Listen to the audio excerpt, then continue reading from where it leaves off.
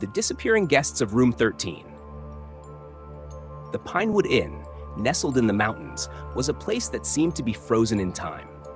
Its rustic charm attracted visitors looking for a peaceful retreat from the chaos of the city. But behind the warm, inviting facade, there was a room that everyone avoided. Room 13. For decades, Room 13 had been the subject of fearful whispers among the locals and the inn's staff. Guests who checked into that room often disappeared without a trace, leaving behind only their belongings. The authorities had investigated, but there was never any evidence of foul play. The room simply seemed to consume its occupants, swallowing them whole. When investigative journalist Claire Reynolds heard about the mysterious disappearances, she knew she had to dig deeper. The story of Room 13 was unlike anything she had ever covered, and she was determined to find out the truth. Ignoring the innkeeper's desperate pleas to stay in a different room, Claire checked into Room 13. At first glance, the room appeared ordinary. It had a cozy bed, a small desk, and a window overlooking the dense forest. But there was something about it that made Claire uneasy. The air felt heavy, almost suffocating, as if the room itself was alive and watching her every move. That night, Claire settled in with her notebook, ready to document any strange occurrences. As she began to write, she noticed something unsettling. Her pen rolled off the desk on its own, landing on the floor with a soft thud.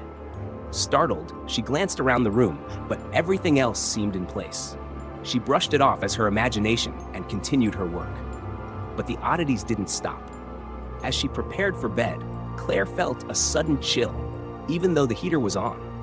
The curtains fluttered slightly, as if disturbed by a breeze, but the window was closed.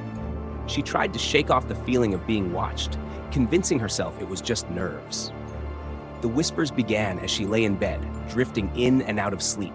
At first, they were faint, barely audible, but they grew louder, more distinct.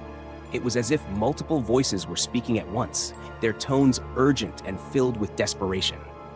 Claire couldn't make out what they were saying, but the fear in their voices was palpable.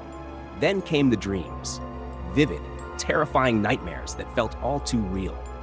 Claire found herself in the same room, but it was different, darker, colder, with shadows that seemed to move on their own. She saw a man and a woman locked in a violent struggle, their faces twisted in fear and rage. The man held a knife, and the woman's screams echoed in Claire's mind, even after she jolted awake. As the days went on, the line between dream and reality blurred. Claire's belongings continued to move on their own, and the whispers followed her everywhere. She began to piece together the story of Room 13, a story of jealousy, betrayal, and a violent death. Decades ago, the room had been the scene of a tragic event involving a jealous lover and a forbidden affair. The man had killed his lover in a fit of rage, and the room had been cursed ever since, trapping the souls of its victims in a never-ending loop of terror. Claire realized with growing horror that she was becoming part of the room's dark history. The faces in her dreams were no longer strangers. They were the missing guests, their souls trapped in the cycle of violence and fear. And now, Claire was joining them. Desperate to escape, Claire searched for a way to break the curse. She scoured old newspaper clippings, interviewed locals, and dug through the inn's archives, but the answers eluded her. The only way out, she realized, was to confront the source of the curse, the man who had started it all. On her final night in Room 13, Claire prepared herself for what was to come. She knew she had to face the man in her dreams, to confront the evil that had taken hold of the room. As she fell asleep, she felt herself slipping into the nightmare once more. But this time, she was ready. In the dream, the man and woman were locked in their deadly struggle, just as before. But instead of standing by helplessly, Claire stepped forward, placing herself between them. She confronted the man, demanding that he end the curse and release the trapped souls. The man hesitated, his expression shifting from anger to sorrow. For a moment, everything was still, and then the room began to dissolve around her. Claire woke up to the first light of dawn streaming through the window. The room was quiet, the oppressive atmosphere lifted.